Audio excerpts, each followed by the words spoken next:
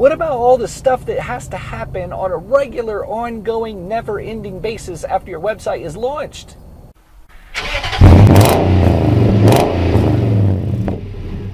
Hey, what's up, everybody? We're kind of wrapping up our last several videos about DIY website design and why that's a bad idea for a business owner. Hello, there's a siren.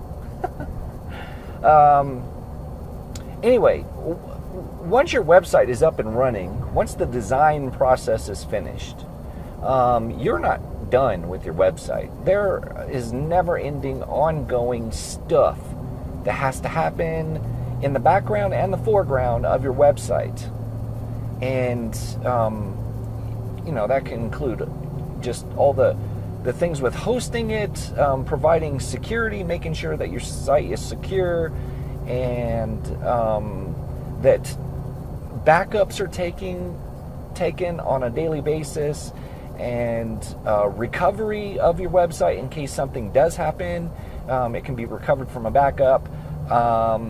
Regular updates to the back end, the things that make your website function properly, also to the front end on the content and everything that a visitor sees on your website, regular maintenance to make sure that everything is working properly and continues to function on there, scaling,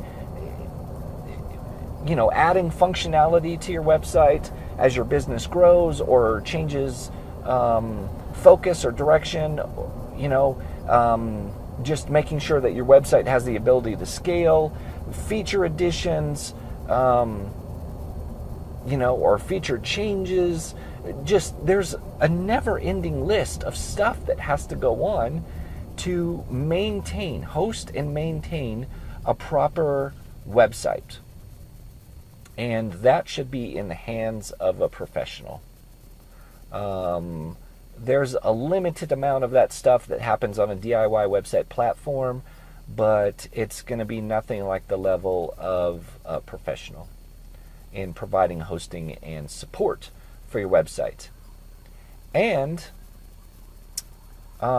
once again, that puts those actions and the things that need to happen and the time investment. There's another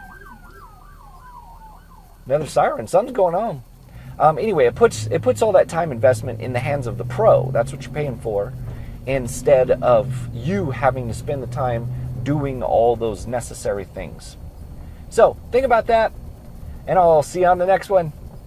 I'm out.